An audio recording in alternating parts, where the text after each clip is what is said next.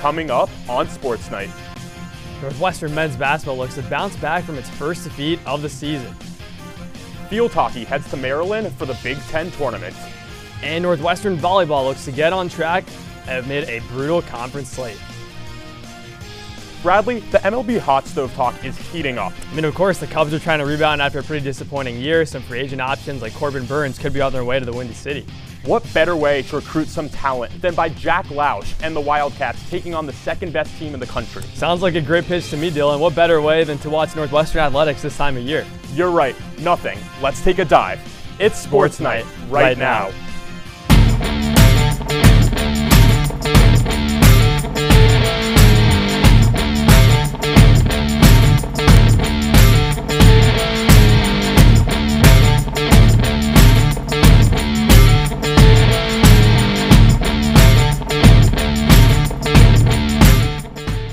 Welcome into Sports Night. I'm Bradley Locker, joined by Dylan Friedland. What if I told you Northwestern basketball has one of the top players nationally right now? Did Boo Buie come back? Ryan Langborg get another year? I thought Brooks Barnheiser was hurt. He is, but let me introduce you to one Nick Martinelli, who's carried the Wildcats to a 2-1 record so far. The Cats went on the road for the first time this season Saturday for a tough test against Dayton, a Dayton Flyers team that had won a March Madness game just last year. Unfortunately for Northwestern, the Flyers were too much to handle, taking down Northwestern 71-66. The Cats started out strongly in the first half, leading 32-24 at the break. The offense was powered by Nick Martinelli and Angelo Cheravino, combining for 23 points and 9 boards in the first 20 minutes. Northwestern continued their strong play into the second half, ahead of Dayton by 10 points with just 10 minutes left in the game. That's where things went haywire for Northwestern. Dayton's press, led by the pesky senior guard Enoch Cheeks, got too much to handle for the Cats guards, giving up 7 easy turnovers in the final 10, allowing the Flyers to emerge victorious from the matchup. Despite the difficult loss, Northwestern still had bright spots from the game. Martinelli had a career-high 32 points on 75% shooting, along with 14 boards, while the first-year Cheravino poured in 12 points on an efficient 5 of 7 shooting. Lots to learn from this one for Northwestern. Coming off a difficult road loss, Northwestern basketball returned home on Tuesday night to take on UIC in a quasi-intra-city matchup. Coming off that tough loss at Dayton, the Wildcats looked to rebound in a Chicago area showdown against an undefeated UIC team. Early in the first, Nick Martinelli has it at the top of the key, pass it to the lob for Matt Nicholson, who hits the big slam, but UIC would respond. Javon Jackson, see him drive in the lane right here, puts it up for the tough bucket. He'd have 17 points on the night, but Nicholson gets the ball and passes it out to Nick Martinelli. We'll see it right here. It's too much space. Hits the 3 for the reigning Big Ten Player of the Week. Now for UIC, Ahmad Henderson drives in the lane, kicks it out to Jackson, splash. He responds with a triple of his own. To close out the half, Sasa Shiani gets it down low and is just able to lay it in to make it 29-31 at the half. Cats up by 2. Now in the second half, we'll see Justin Mullins has it at the top of the key, gets it out to Martinelli, who again drains another 3. He has not missed from beyond the arc all season. Now Henderson will dribble over the ball, drive in the lane, gets the tough jumper to go over the first-year KJ Wyndham. The sophomore guard had 12 points on the night. But once again, Justin Mullins will drive, kick it out. Jalen Leach with the step-back triple, doing his best James Harden impression. And to close things out, who else but the reigning best player in the conference, Martinelli. He drives in the lane, gets the difficult layup to go, and that would be enough to put away this one as Northwestern wins over UIC with a final score of 83-74. Now sitting at 2-1 on the season, Northwestern continues its 3-game homestand by taking on Eastern Illinois on Friday night at 7 p.m. After finishing the regular season first in the Big Ten, the field hockey team got set to begin their postseason play as they tried to continue their undefeated season. Following a first-round bye, number 1 ranked Northwestern field hockey faced off against Rutgers in the Big Ten tournament hosted in College Park, Maryland. The Cats were looking to keep their undefeated season alive and advance to the Big Ten championship once again after taking the crown just a year ago. 1 minute into the game, the Cats with some nice passing off the corner. Lauren Wattis dishes it to Ashley Sessa, who fires and scores. Northwestern on the board early with the first score of the game. Now Rutgers with a corner of their own. They insert the ball, and it's Paulina Nicholas with the shot, but Annabelle Skubish is there to make the save for the Cats. A minute left in the half. half, Sessa looking for her second score of the game, but her shot is blocked by Sophia Howard. The Cats enter halftime up 1-0. Jumping to the end of the third, Ilse Trump looking for the score. Her drag flick is deflected away, and the score stays 1-0. Now 6 minutes left. Rutgers looking for the tie, but Puck Winter's shot is stopped by Skubish. The Cats now just a few minutes away from the Big Ten championship game. And with just over a minute left, Olivia Bent-Cole intercepts the pass, sends the lead pass up ahead to Maddie Zimmer, who works her way into the circle and slaps the ball into the empty net. The Cats take a commanding 2-0 lead to effectively seal the game, and that'll do it. Northwestern earns a decisive 2-0 victory over the Scarlet Knights to advance back to the Big Ten championship game. Next up for the defending championship Cats would be the Michigan Wolverines, who they defeated 2-1 in the overtime earlier in the season. It's time to decide a champion as top-ranked Northwestern takes on number 9 Michigan in the Big Ten title game in College Park, Maryland. Early on, Ashley Sessa draws a penalty stroke, but her shot is turned back by Wolverines goalkeeper Hala Silverstein. Disappointing missed opportunity in the first quarter for NU. Later on, Cats will get a penalty corner, but Maddie Zimmer pushes it just wide. There's a scramble for the ball. Sessa ends up pushing her shot wide as well. First half winding down, and Northwestern would draw another penalty corner. But again, Michigan plays stingy defense, and Ilse Trump's shot sails harmlessly wide. This game would go into halftime deadlocked at 0. But the tie would not last long. Michigan gets a breakaway, and Alana Richardson capitalizes for her 5th goal of the year, puts the underdogs up 1-0. Wildcats in an unfamiliar situation, and they can't dig out of the deficit just yet. Northwestern got some decent looks on the penalty corner, but it's all blocked by Michigan. And Northwestern back on the prowl, trying to take advantage of the fast break. The ball leaks through the middle. Silverstein is there, and she denies the shot once more. Another Michigan defensive stand. Time winding down on Northwestern's hopes, and Lauren Wattis has one last chance to tie the game. She gets a good look, but Silverstein deflects it away to seal the game. The Wildcats are unbeaten no more, and the Michigan Wolverines are Big Ten champions. UM beats Northwestern 1-0. Despite the heartbreaking loss, Northwestern earned the number 2 overall seed in a first-round bye in the NCAA tournament on Sunday. The Wildcats are set to take on Miami of Ohio tomorrow in the second round of the NCAA tournament. SportsNight's Anna Watson and Gaba Agozi attended today's press conference where head coach Tracy Fuchs emphasized that the team will need to relax coming off its first loss of the season. You're going to have some nerves because, you know, with 8 or 9, I don't even know how many seniors we have, like, you have in the back of your mind, like, oh, this could be the last game. They've done this so many times. We have the most experience in this region in the last 5 years. These guys have all done it, and I know they're going to lead us well tomorrow. The Wildcats matchup against Miami of Ohio is set for 12 p.m. tomorrow at Lakeside Field. Miami of Ohio has played at Northwestern in each of the past 2 postseasons, with the Wildcats getting the better of the Redhawks both times. When we come back, women's basketball looks for their first win of the season.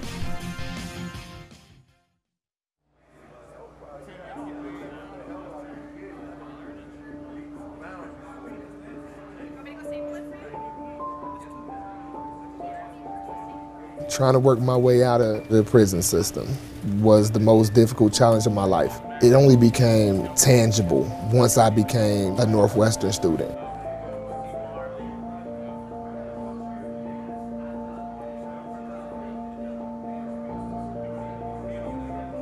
One, two, three, four.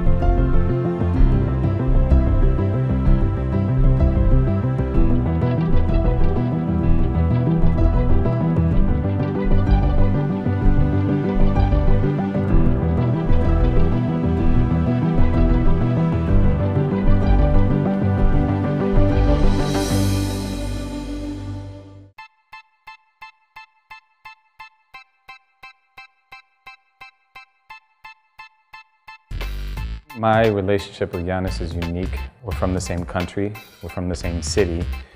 Being a Northwestern alum, I think, has tremendous advantages in the sports industry. To me, that community, it's been with me for 20 plus years.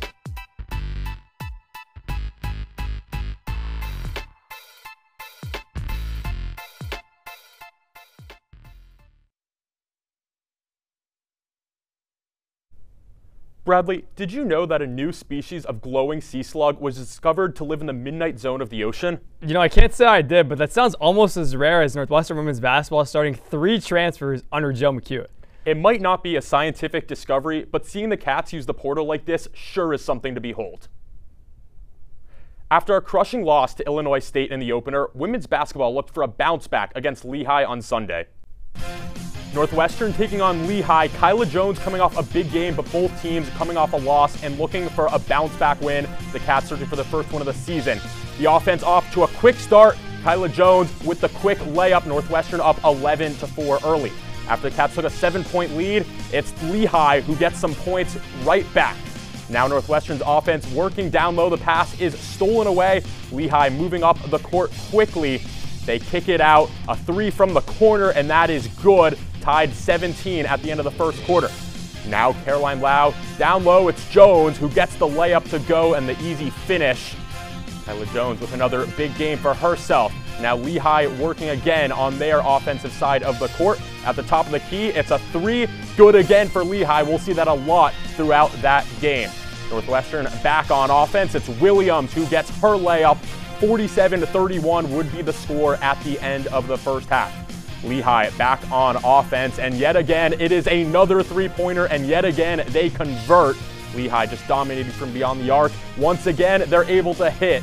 They just kept laying it on. 71-53 at the end of the third quarter. Caroline Lau now over to Daly. Daly some nice moves into the paint, the kick out, and a 3 on the way. No good. And Northwestern would fall 85-68 the final score. Women's basketball is back at home tonight against Utah, and SportsNight's Brendan Preisman is standing by at Welsh-Ryan Arena with the latest. Brendan? Thanks, guys. Yeah, I'm here at Welsh-Ryan. Northwestern trailing Utah by 10, but it's not for lack of offense. Wildcats shooting almost 50% right now. Mel Daly, 13 points on 6 of 7 shooting, but Utah has responded. The Utes have hit 6 threes. Reese Ross has 10 points for the visitors, and the Wildcats, turnovers have been an issue all year. They're an issue again tonight. 13 turnovers for Joe McEwen's squad. So certainly a lot to work on here in Welsh-Ryan, but they are by no means out of it against a 2-0 Utah squad. They're down at the half, just 10, 37-27. We'll have more coverage for you on SportsNight's Twitter feeds at halftime and in the postgame. Thanks, guys. It should be a fun one over there at Welsh-Ryan. Women's basketball will be back in action next Saturday as they welcome Harvard to Welsh-Ryan Arena. Last Thursday, Northwestern women's tennis sent Brittany Lau and Mika Dagen-Fruchtman to the ITA Women's Central Sectional Championships at the University of Michigan. Lau and Dagen-Fruchtman were selected to participate at the sectional level after reaching the semifinals of the Midwest Regional in October. This tournament gives them the opportunity to qualify for the NCAA Doubles Championships, and in doubles, Lau and Dagen-Fruchtman beat duos from Michigan and TCU before losing to a pair from Baylor in the semifinals. Lau also participated in singles, winning her first-round matchup before falling to Alina Sesher-Benina of Oklahoma. After falling in the third-place consolation match, Lau and Dagen-Fruchtman failed to earn automatic qualification for the NCAA tournament, which will take place in Waco, Texas, starting November 19th. The men's tennis team competed in the Big Ten Individual Championships this past weekend in Madison, Wisconsin. The Wildcats were outmatched on Thursday, losing 5 doubles matches and only winning 1. On Friday, Northwestern picked up 2 wins in the doubles consolation round thanks to the duos of Max Bengtson and Lucas Coriati and Felix Nordby and Vincent Yang. In the singles round of 64, Nick Herdoiza and Grayson Casey and Carter Pate picked up the team's 3 wins.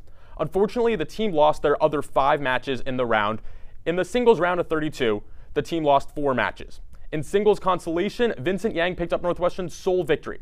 The team has a few months to prep before their next match against UIC on January 17th. Northwestern Wrestling did battle in East Lansing at the Michigan State Open, where 8 Wildcats logged top 6 finishes. Masi Odiati fought his way to his second-place finish at 133 pounds, racking up 2 technical falls and a decision victory in the semifinal before losing by a single point in the championship. Eddie Enright also notched a second-place finish for the Cats at 165 pounds. The first-year defeated his first two opponents by pinfall and had a convincing decision win in the semis before losing 6-4 in the final. In other news, Dedrick Navarro and Gunnar Myers finished with 4-1 records in their respective weight classes. Max Mayfeld had himself to a podium finish club with the third-place showing in the 165-pound open division. And other notable finishes included Joseph Martin taking fourth at 174, Ty Wilson securing fifth at 157, and John Halverson finishing sixth at 184. Wrestling returns to Welsh-Ryan Arena this Saturday night as Northern Illinois comes to town for the Wildcats' home opener. Coming up, volleyball faces off against a top-ranked opponent.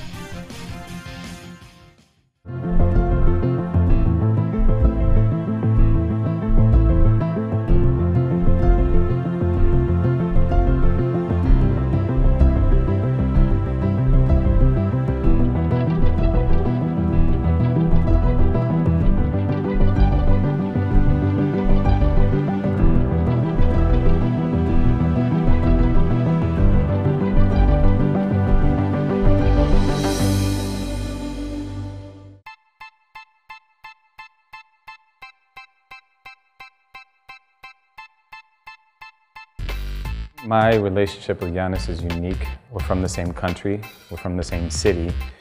Being a Northwestern alum, I think, has tremendous advantages in the sports industry. To me, that community, it's been with me for 20 plus years.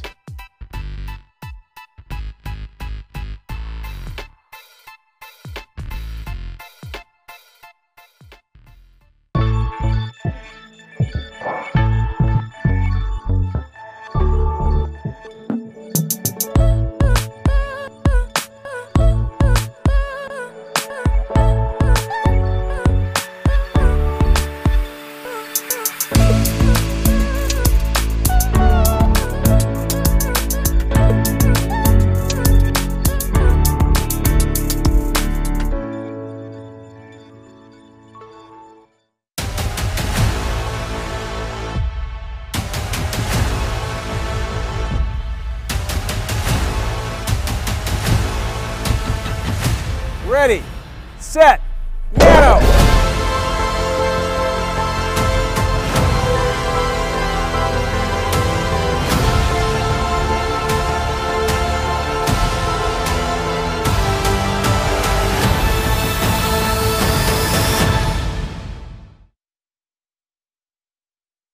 Dylan, Northwestern volleyball has already played the number 2 team in the country in its last game, falling to the Nebraska Cornhuskers. Well, I hate to break it to you, but the Wildcats' schedule didn't get much easier this week. Let's find out how NU fared against the number 3 team in the nation, still within the Big Ten. Following up their first ever sold-out game in Welsh-Ryan history, volleyball hosted another ranked opponent, taking on third-ranked Penn State. Looking to break a 5-game losing streak, Northwestern hosted Penn State at Welsh-Ryan Arena. The Wildcats trailing in the first half, Maggie Mendelson tries to tip the ball over the net, but Rylan Reed is there for the block. The Northwestern point ties the set at 19 and forces a timeout. The Cats kept on rolling. Rylan Reed serving on set point, and Penn State's attack is met by Kennedy Hill and Catherine Randorf. Northwestern takes the first set 25-23. But Penn State and the Nittany Lions came roaring back in the second set. Northwestern serving to Penn State, and Caroline Juravicius tools the Northwestern block to win the second set 25-18. Both teams rallying midway through the third set, and it's Bousay Hazan who comes up with a big kill for the Wildcats, now up 15-13, and forces a timeout. She is pumped, and so are the parents for Parents Weekend. Set point for Penn State, and a service error by Jess Merzick keeps Northwestern alive, 24-24 in the third set. On the Nittany Lions' fourth set point, they would not be denied. Northwestern is successful on the serve receive, but the Penn State attack is ferocious. The big hitter Merzick gets the kill to seal the third set. Penn State wins 29-27. Northwestern played a tight fourth set, but the Nittany Lions found themselves on another set point. Rylan Reed swings for the fences, but her hit is just out of bounds, sealing a 25-21 fourth set victory for Penn State. The Wildcats dropped 3 straight sets after taking the first to extend their losing streak to 6. Last weekend, the Wildcats traveled to Coralville to take on the Iowa Hawkeyes. Iowa goes for a big hit here, and it's just too strong, making it easy first point for Northwestern. Despite winning that first point, Northwestern steadily trailed until Iowa made a few mistakes. It's tied, and now Iowa sends it over. We'll see Rylan Reed set it to Alexa Rousseau, gets it to Buse Hazan for the kill right here. And the Cats win the first set 25-23. Iowa serves, Lily Wagner bumps it to Rousseau, who passes to Kennedy Hill, and she just can't get it over the net. Iowa extends its lead to 7. After a rough second set, Kennedy Hill serves, Iowa bumps it back over, and the Cats can't get under it. Iowa takes the second set 25-15. Opening the third set, Iowa sends it over. Reed passes it to Rousseau, back to Reed for the huge kill for Northwestern. The Cats get an early lead on the Hawkeyes. Looking to close it out, Iowa serves, but once again, it's just too strong, granting the Cats another point. Northwestern set point. Rousseau serves. Iowa tries to dig it out, and Reed denies the attempt. The Cats win the third set, 25-18. Northwestern up by 4 in set number 4. Iowa gets the dig. Catherine Randorf sends it over. Iowa passes back and goes for the kill. It is blocked by Kennedy Hill. Iowa could not take that one, but the Hawkeyes were looking for a lifeline. Can't get it. Tries to send it over for the kill again. Blocked by Northwestern. Wildcats take the final set 25-18. For just its 5th win of the season, Northwestern beats Iowa for the second time, winning 3-1 over the Hawkeyes. Now sitting at 5-17 and 3-11 in the Big Ten, the Wildcats head west for a weekend trip to Eugene and Seattle to take on number 10 Oregon and Washington. Women's fencing traveled to Louisville, Kentucky for USA Fencing's November North American Cup event. First-year Nisha Hild led the way for the Cats, finishing 3rd in saber. Hild finished 4-2 in her pool before going on a run of defeating 5 higher-seeded opponents on her way to earning bronze. Fellow first-year Natalie Scherer went 6-0 in pool play on her way to finishing 20th in saber. Other notable finishes included Brianna Ho, who won 4 pool matches, which was good enough for a top 50 finish in foil, and Ava Wade-Curry, who finished 78th in women's epee. Next up for the Wildcats is a trip to the city of brotherly love for the Elite Invitational starting on Sunday. Last Friday, both the men's and women's swim teams traveled to Durham, North Carolina to take on the Duke Blue Devils. The men blew Duke out of the water, winning all 16 of their events. The 200-yard medley saw Cat swimmers David Gertchick, Tyler Liu, Cade Duncan, and Stuart Seymour take first with a time of 1 minute and 26 seconds. The quartet finished first in the 400-yard medley relay as well, beating the field by almost 5 full seconds. Seymour and Gertchick also finished first and second, respectively, in the 100-yard backstroke. The waters were a little bit choppier, though, as the women fell 194 to 137 for Northwestern. Zoe Nordman and Nikki Venema were bright spots for the Cats, as Nordman took first in the 500-yard freestyle with a time of 4 minutes and 47 seconds. Venema swam a sub-1 minute 100-yard ply, which was fast enough for a first-place finish. She also helped power the 400-yard freestyle relay to victory. Both teams will make the trip to Columbus, Ohio a week from today for the Ohio State invite. Looking ahead, here's how you can catch the Cats this weekend. Men's basketball looks for its 2nd straight win against Eastern Illinois. Football heads to the friendly confines to take on number 2 Ohio State. And wrestling has its first home match of the season versus Northern Illinois. Don't go anywhere, we still have the best part of the show left, Plays of the Week.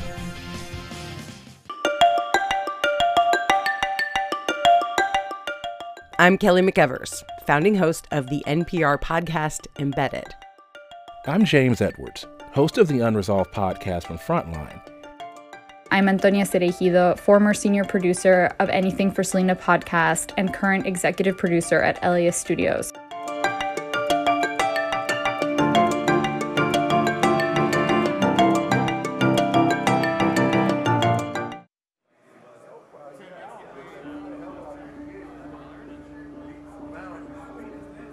My narrative, since I've been locked up and kind of made my transition, has been like redemption, accountability. When I come into the classroom environment, every individual that sits amongst me takes education seriously.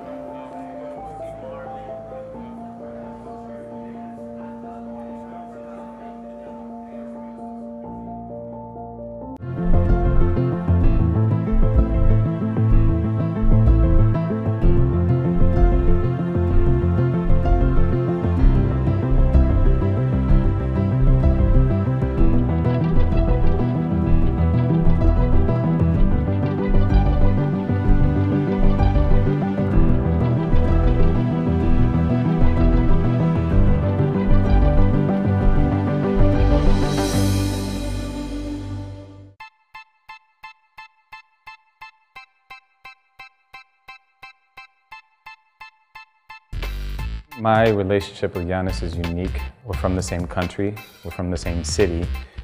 Being a Northwestern alum, I think, has tremendous advantages in the sports industry. To me, that community, it's been with me for 20 plus years.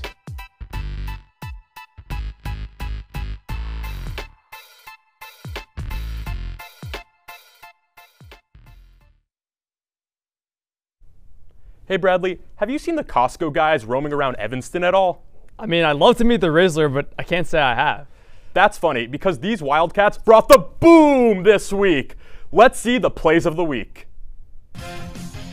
Coming in at number 3. UIC on an 8-1 run, but new Northwestern superstar Nick Martinelli says, "Not on my watch."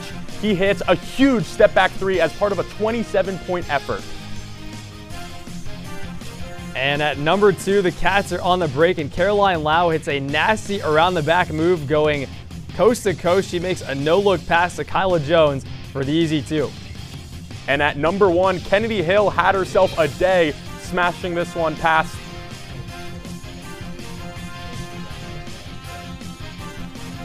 Yeah, I figured. Okay. I gotta do it again. Oh, okay.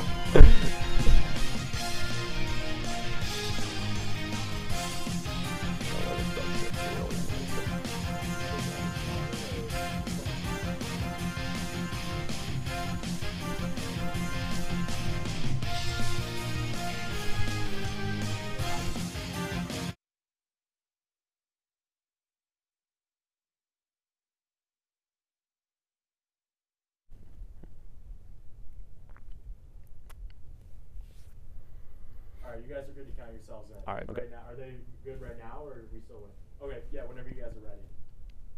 Hey Bradley, have you seen the Costco guys roaming around Evanston at all? I mean, I'd love to meet the Rizzler, but I can't say I've seen them here. That's funny, because these Wildcats brought the boom this week. Let's check out the plays of the week.